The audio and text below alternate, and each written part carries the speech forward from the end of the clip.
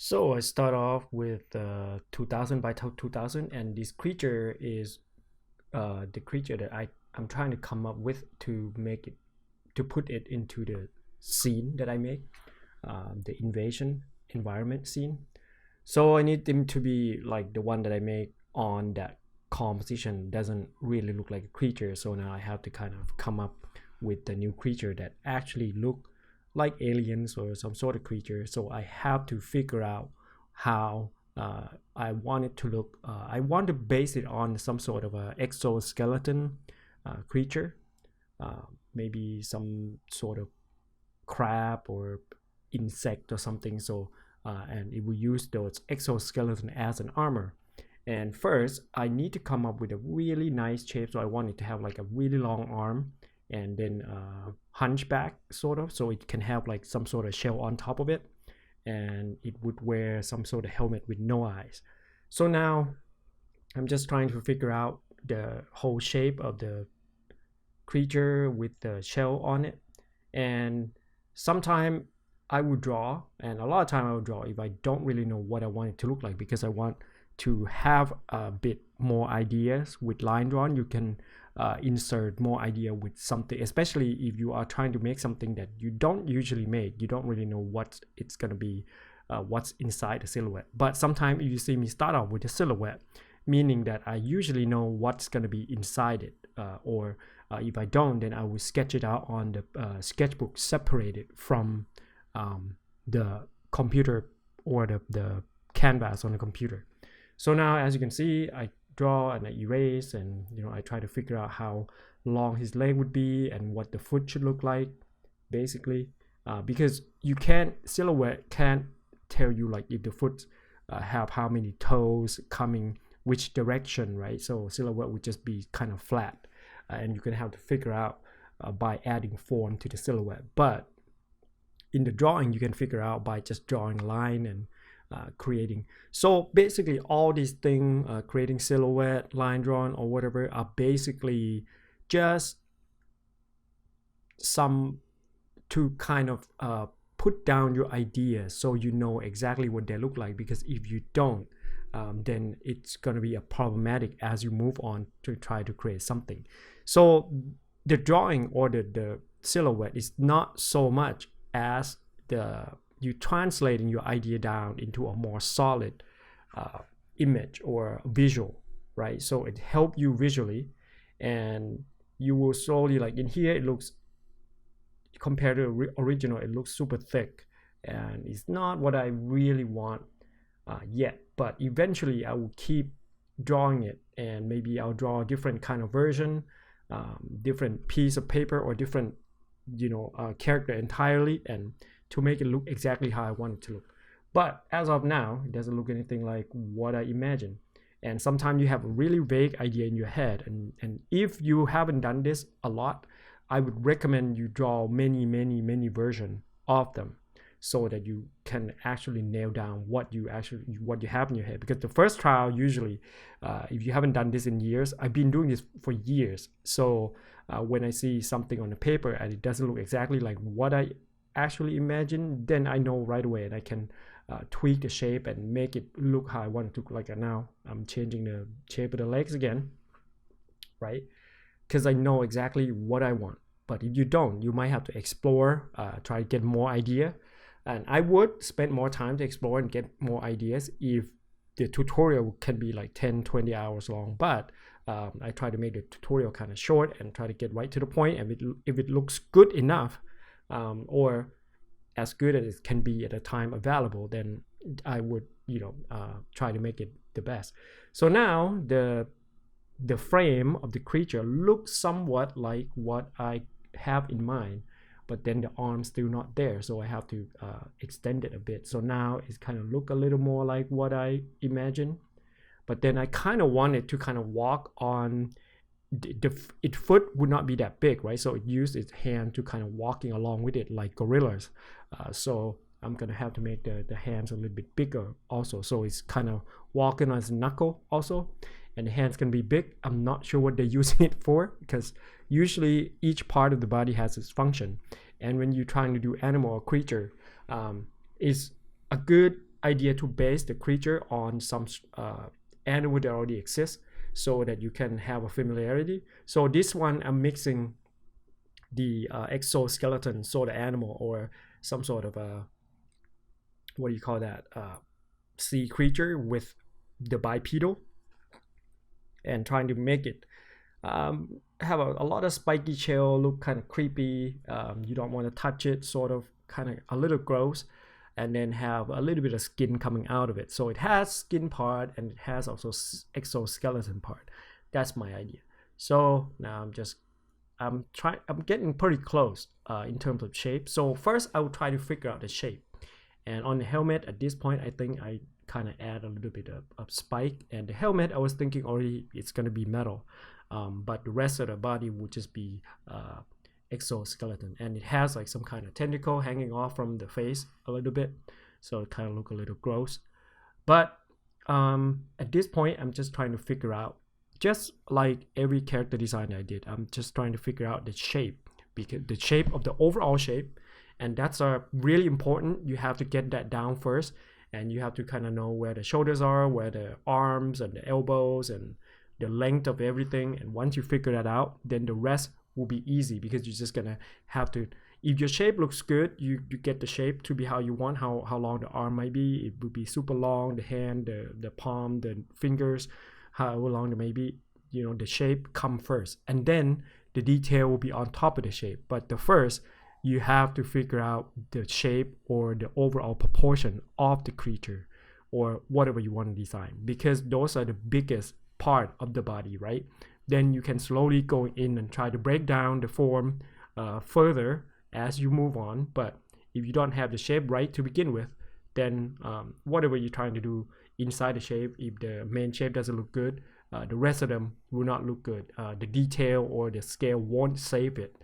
You have to nail down the shape to begin with to be able to go further. Shapes really important. I think a lot of people, sometimes some of my students don't pay enough attention to the overall shape or the silhouette or the beginning. You can start out with thumbnail too. Try to figure out like maybe 10-20 thumbnail first, and then draw a line over your thumbnail. Like enlarge your thumbnail and draw a line over it, and trying to figure out what's inside, because those are really important. And if you focus too much on the detail, the result won't be as good if your beginning shape is not interesting to look at, or it doesn't have like a solid base. It's kind of like you're building a house. You want to have a solid beam and solid, construction that you to make the house withstand. So it doesn't matter how pretty your house are, if the foundation are not great, then the rest are not going to look good. So you have to figure out the shape. And now I kind of add a little tentacle as a tail, but then I kind of take it out later on because it's kind of look a little too gross, and it look more comical than scary. So, but for now, I kind of thought it might be cool to have a little tail flare out, and then I'm tweaking the shape of the arm again, and instead of making it sort of thick, I thin them out and make it thick on the beginning and the end, and then the rest of them will be thin, because I want this creature to be a little thinner.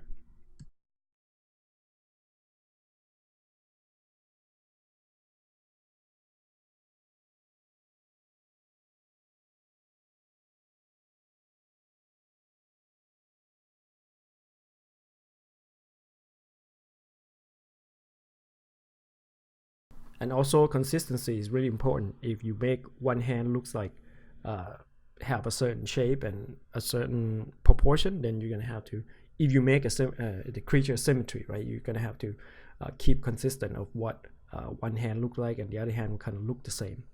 And try to keep the proportion on both sides even.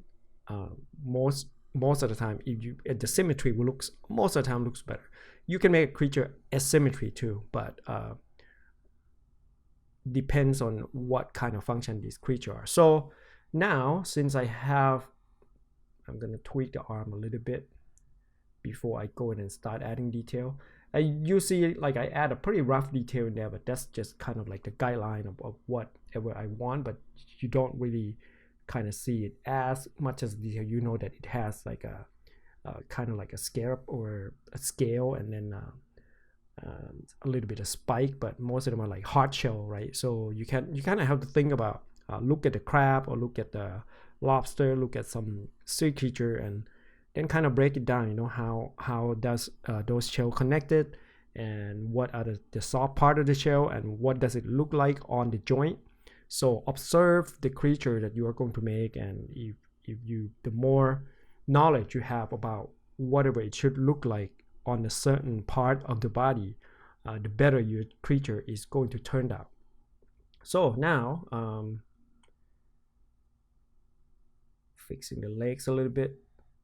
Like right now I'm trying to fix both of the proportion, make it look good on both sides of the body, left and right. Then after I decided, or after I settle with the overall shape, then I will start to go in and add detail. But at this point you see me probably almost there. You see me erasing and adding a little bit more, and then eventually once I settle with the shape, I'll start going and add a bit more detail. And then my detail are not going to be super solid. It's not going to be like a solid line drawn or super duper detail line, because I know I'm going to be painting them. What I needed, I just need enough information for me to go on and paint. I don't need to turn this in as line work or line drawn. Usually I will paint it because it looks much better with the form, right? And sometimes you can just fill in the color and draw it, and that's okay too if you're short on time. But if you have more time, try to paint it and adding some light or something. It will make your creature a little more dramatic, and it's a lot easier for people to imagine when you have a more information for them to look at.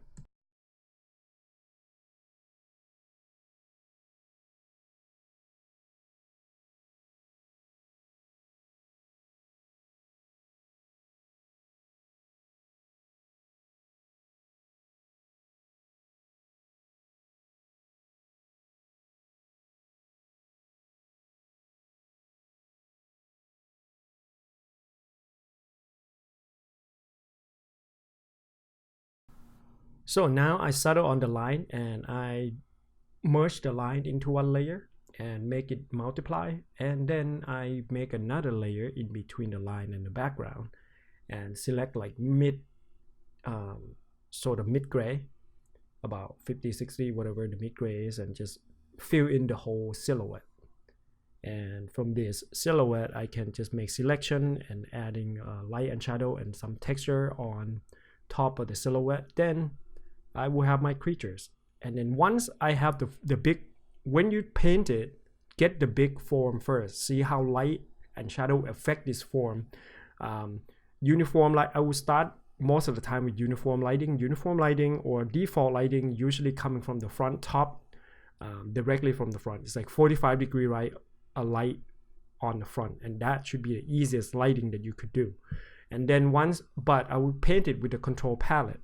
So with the control value, or painting with the lower side of the value, then you can add directional lighting later on.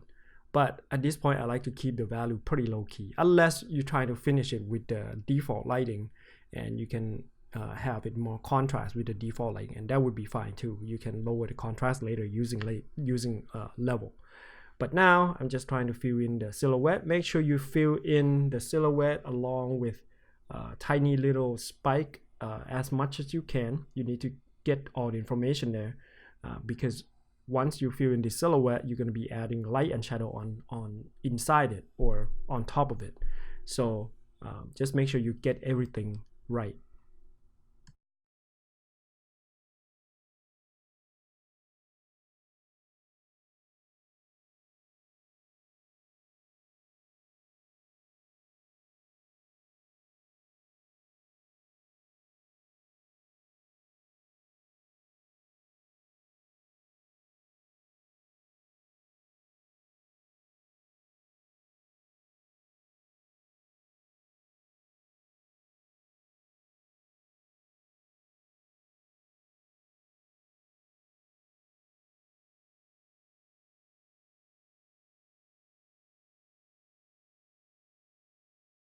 So the first layer of the silhouette I made it just for the whole body, and then I'll make another layer, and this one is going to be the extra arm that coming out from the side of his face or the side of the head. and this one will be on top, so it will be on the front layer. I might use a little bit darker value so that you can kind of see it stand out, and then I'm going to making another layer on the back and paint it tails.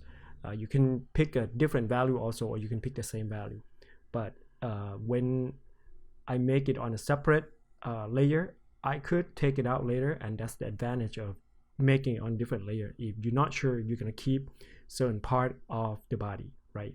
So now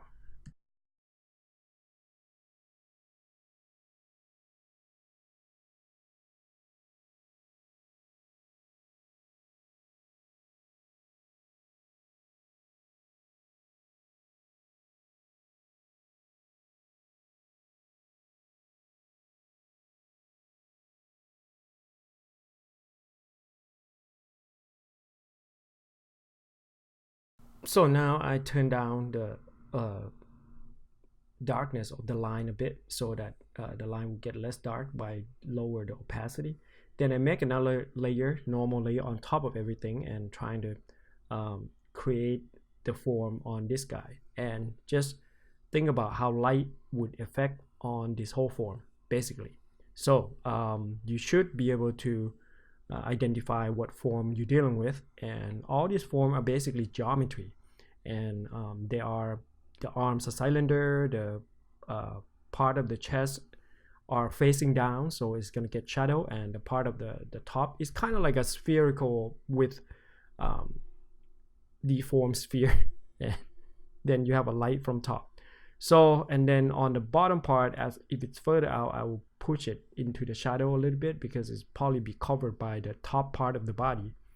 And then on the whatever plane, if you're breaking down plane, you can breaking this body down into box or into plane, and you realize that, okay, this part should be lighter, that part should be slightly darker, and that part should be the darkest.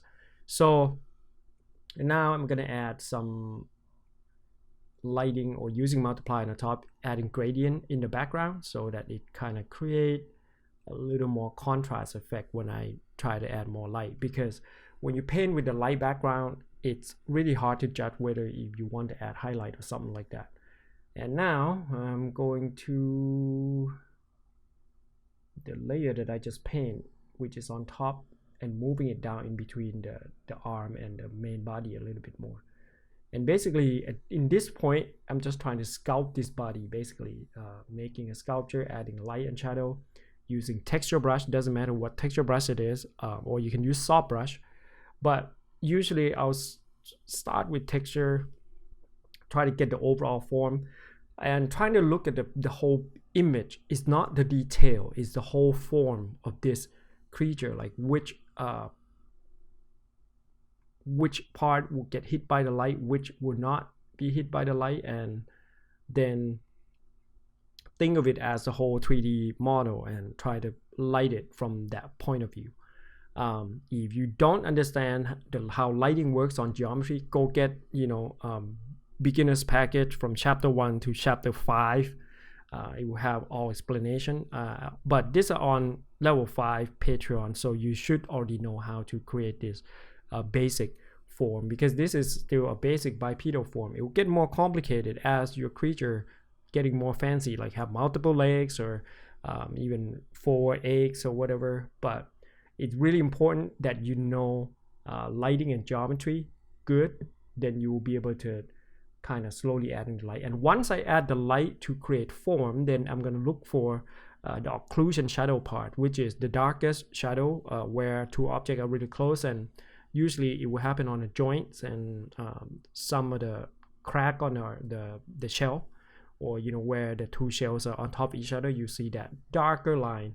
But try not to make it too dark. Try to keep everything within the mid-range, and then you'll be fine. Don't go too dark or too light early. Try to control your value, and try to make it readable within the control value range or limited value range.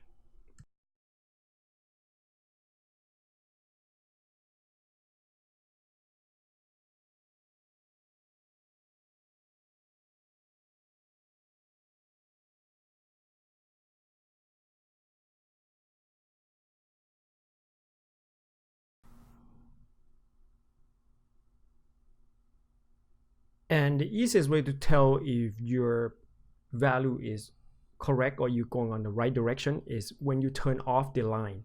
So I slowly lower the opacity of the line, and then you can see if your creature has form. Like right now, I'm toning down the line. If you don't see form, if the form doesn't show up, that means something is going wrong somewhere and your form is not correct. The lighting is inconsistent.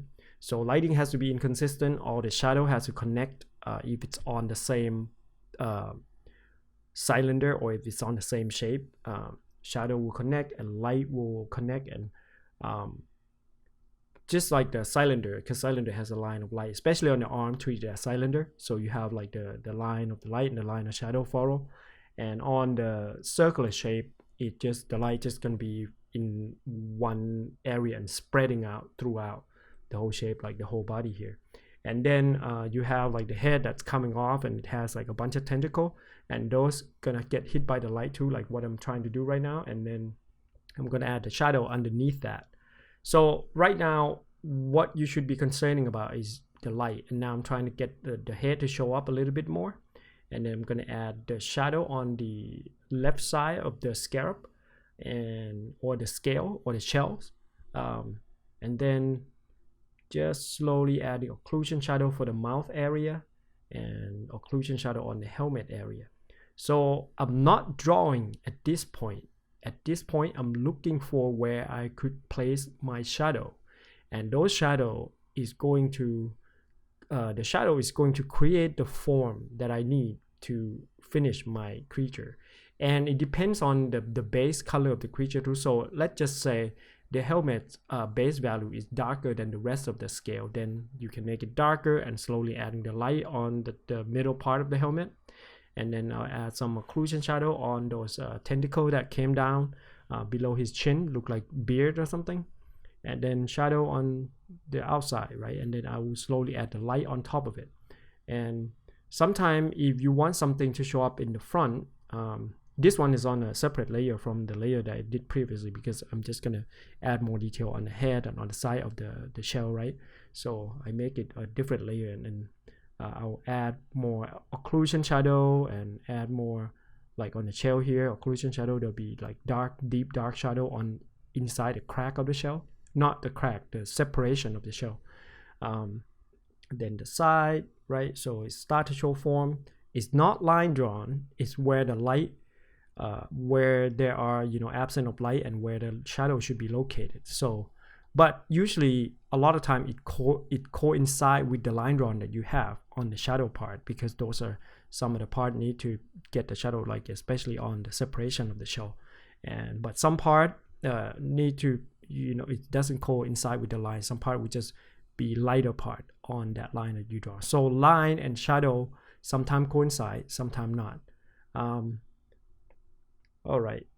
So now I'm slowly adding the shadow, and then there'll be this hole from the side of the head in between those two shells, that these two tiny arms coming off, and those gonna have occlusion shadow also. And just kind of slowly working from one area and spread it throughout. So the way I usually work it, I move the whole image progression, overall progression, slowly at one pace, right? So I don't usually go and try to finish one spot all the way. So I move overall pace, overall image at about the same rate. So once I increase the value on certain area, I'll go down to the other area and increase or decrease, or expand the value on the rest of the image, and then slowly moving, slowly expanding detail, slowly expanding the light and shadow throughout, and overall at the same page. I'm not trying to finish everything in one spot and moving to the other spot, because that's the wrong way to do it, because then it'll be hard to get the overall value together. So if you move the overall image at one pace, or at you kind of like moving step one, moving to this light and shadow, sort of a little grayscale, and then the color, and then moving increment at a time.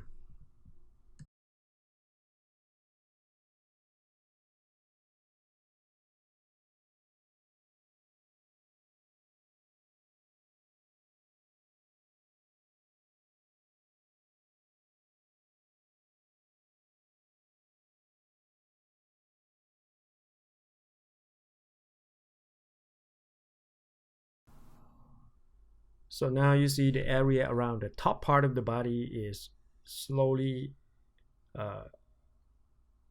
have more detail or have more information. And now I'm just kind of slowly moving it throughout the body. So I'm not trying to make it super duper contrast and finish one area. So I'm just moving it downward gradually at the same rate. And that's what I'm talking about. I hope that makes sense. So kind of slowly improving certain area and moving it downward, and it's gonna spread throughout basically. And then I'm gonna moving it down to the arm, moving it down to the legs, and then I'm gonna go over that same process again when I add more color and everything on top of that. But now I'm just adding more information throughout the body in the control value. So don't make it too dark and too light. Use the existing value in the particular area to add the detail there. Don't push it too far in the beginning. Keep the value in check and control your value is really important. Either you're doing environment, character, or whatever, you have to control the value. Don't, if it's look like it's too dark, that means you're going too far. Just use the existing value. If you did the form correctly, then you should be able to just use the local value that you're going to add a detail there. You should be able to use the value around that area to add the detail. You don't need any higher or lower value. You don't need any darker value. You don't need any black. You don't need any highlight. You just need to use the local value in that particular area to add the detail. Just use, because that's the lightest you're going to get in that area, and that's the darkest you're going to get in that area, well, from that light and shadow that you apply early on. So now I'm just moving it throughout.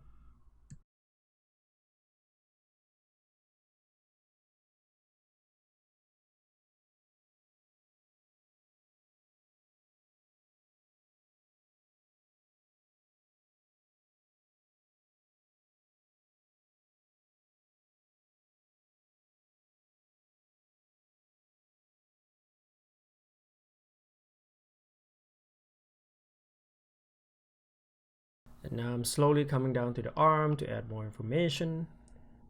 And you can see everything is, the value of everything is kind of even out. So it's not too contrast yet. So just kind of slowly moving downward, and eventually it's going to be overall body. Once I have enough information to out this whole thing, then we're going to start adding color.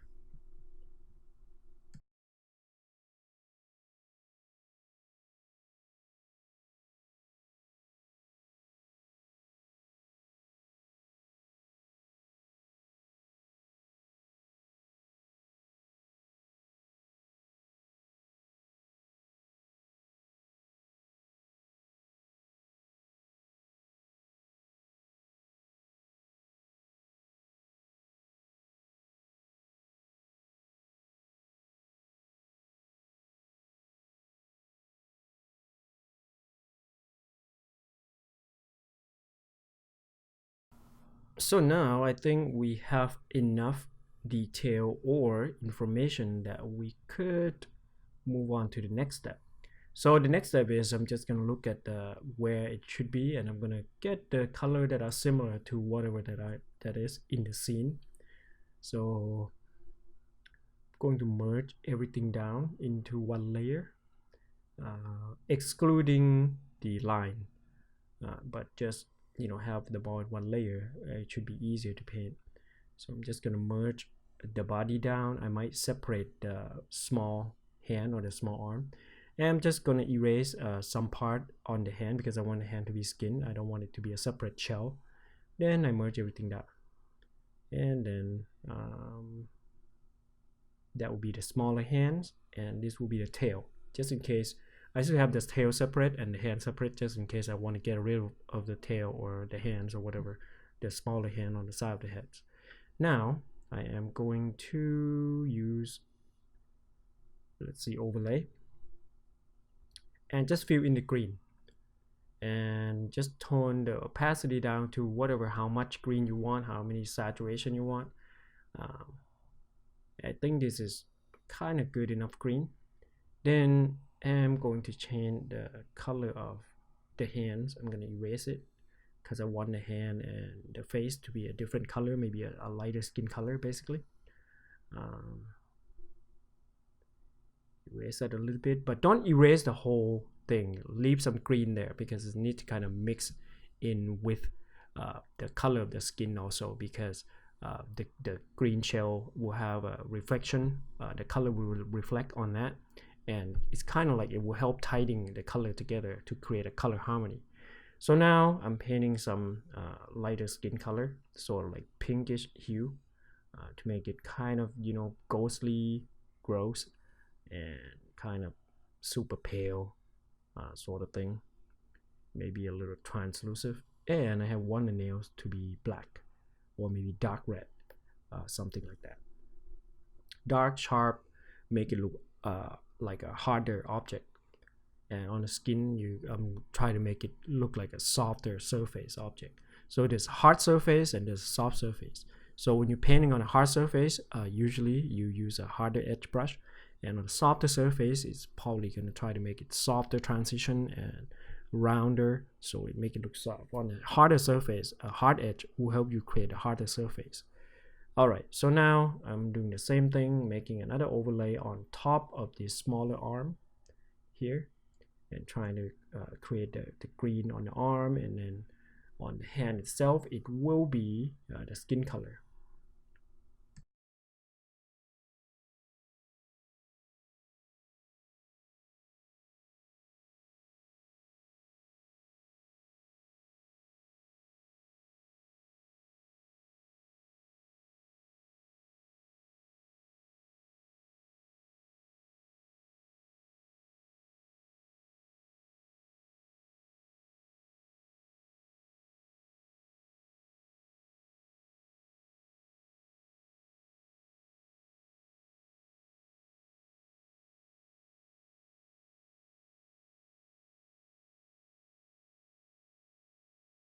And I do the same thing to the tail, having overlay on top and add some color to it, like a dark brown, red.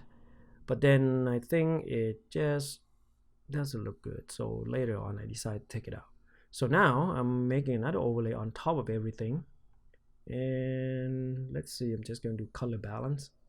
Oh, just the character. Wait, actually the whole thing, including the background, and try to push it to the toward the color that I want, even though it's green, but you can push it a little bit toward the warm or toward the cool by tweaking this color balance thing, right? So you can, if you want exactly like how I tweak it, then you just look at the number over on the screen. But just, you know, it's up to your liking. However, push it. You might want it darker, you might want it lighter, you might want it toward the blue, you might want it toward the red. And I think I'm settling on this one, sort of a little reddish green. It's kind of have the red involved in the shadow area mostly, almost like brown, so green toward yellow. And I move the gradient in the background down a little bit more. And now I'm going to, let's see, save.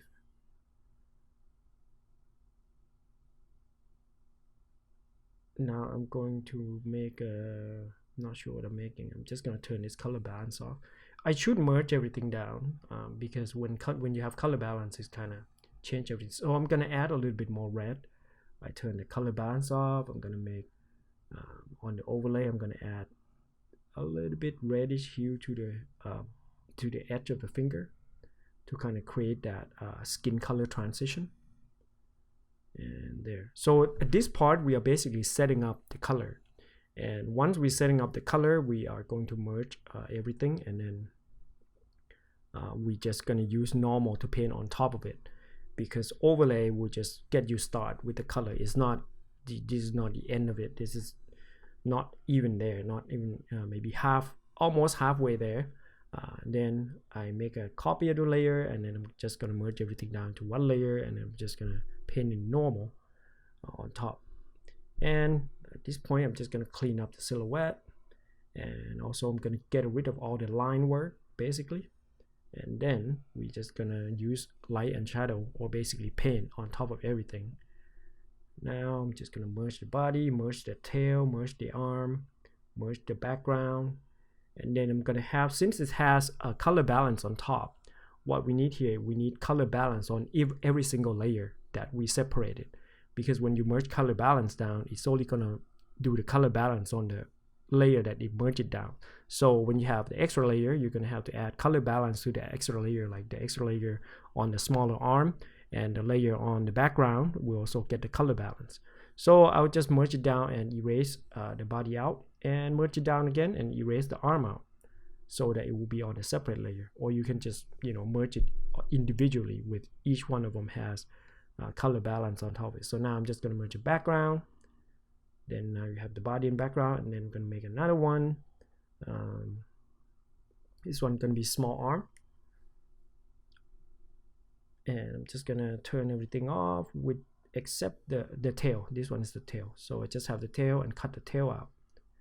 Invert and cut it out, and then move it up. So now it has a tail and the body. And now we're going to make the small arm. So the smaller arm, so I'm just going to turn everything off with the exception of the arm. And then we're just going to merge it down and cut the arm out. But I usually like to merge it all the way to the background, so that I know that everything that I merged down is opaque, because if it's not opaque, it will change your color of the whatever original color you have. So you have to make sure when you merge any type of modifier down, on the bottom it has to be 100% opaque.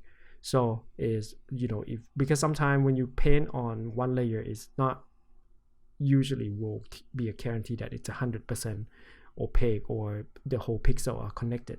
So now we have all these layers separated. Now we are going to slowly using now I'm still using overlay to add some red onto the body, and then eventually I will use normal layer and paint the rest of the light and shadow and try to bring more form out on top of it.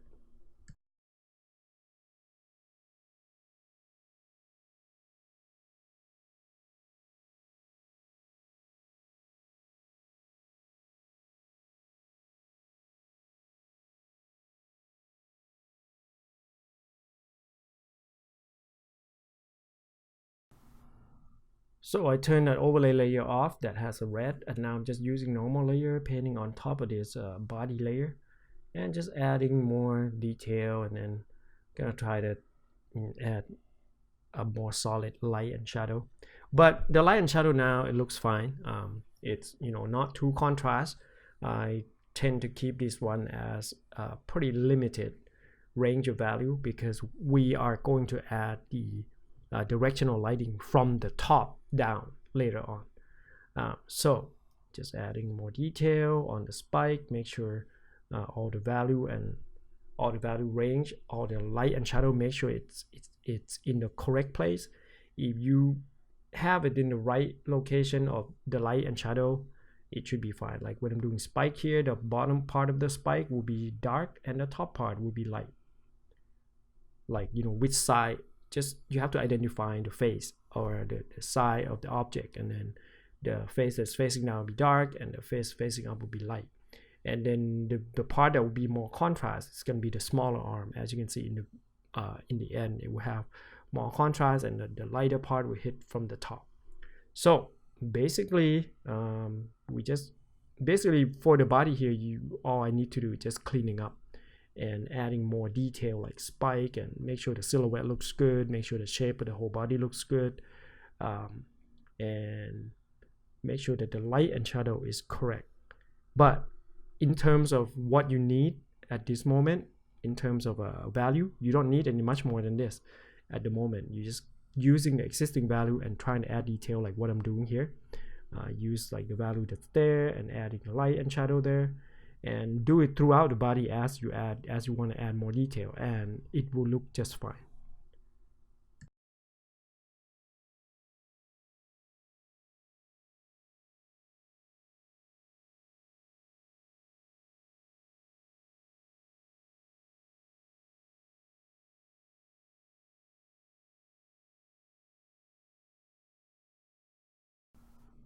All right, as far as the next step go, this is basically pretty much similar to what we have, with the exception of I add more detail onto the tentacle here and more detail into the arm and everything else. And it still kind of look slightly flat because we use a control value environment, right? So it's not, the value is not too contrast and not too light, not too dark. And just keep doing this to the whole body, which it will be shown to you later on in video, but it will be without voiceover. But basically we're just going to keep rendering these to up to this point, basically the same thing that we did earlier to the last part of the video that we just watched. And then I'm going to increase the level a little bit here, not much, just slightly a little bit, right? Not change much at all. But the key part is I did that level last, but I add the lighting on top of it first. So the lighting on top, and it's not contrast enough, so I double down on the overlay. So now it looks more three-dimensional, and you have to know which face is facing up, and the face that face up is going to be the lightest. And then I add a little bit of highlight onto the edge of all these maybe spike, the edge of the arm, the edge of the back of their legs or something. And then I do another color balance pass on top of it and increase the level slightly bit more. And then in the last part I cleaned up the rest and add a bit more light onto here, because the light probably passed through the body and hit the knees, pass through the body and hit the knees. So this is basically the final. Actually this one, because it doesn't have the light, this one I eliminate the light on the legs, but the final one is basically this one here in the folder. Alright guys, thank you very much for your support, and I hope this video tutorial will find your way to you and help you with your rendering skill and creature design skill.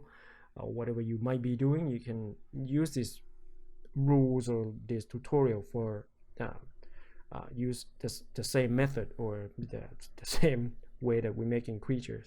And directional lighting can be pretty cool, because you can build it up from, you know, using typical base without the light, and then you can create directional lighting from whichever side you want, top, right, left, or from behind. So basically that's the advantage of painting in the control value or limited value, or basically low key. Or you can do high key and add shadow, kind of like that's the reverse of what we do here. But there is many ways to do this thing, and this is one of the easiest way to get the directional lighting. Because if you start directional lighting from the beginning, it will make it a lot harder for you, because if you messed up in some spot, you're gonna have to repaint the whole thing basically, right? Alright guys, well, thank you very much for your support on Patreon and your support on Gumroad. I really appreciate it. It's because of you guys that I am able to keep doing these tutorials and keep releasing them, and I hope you guys will learn along with me here. Alright, and the next section will be no voiceover.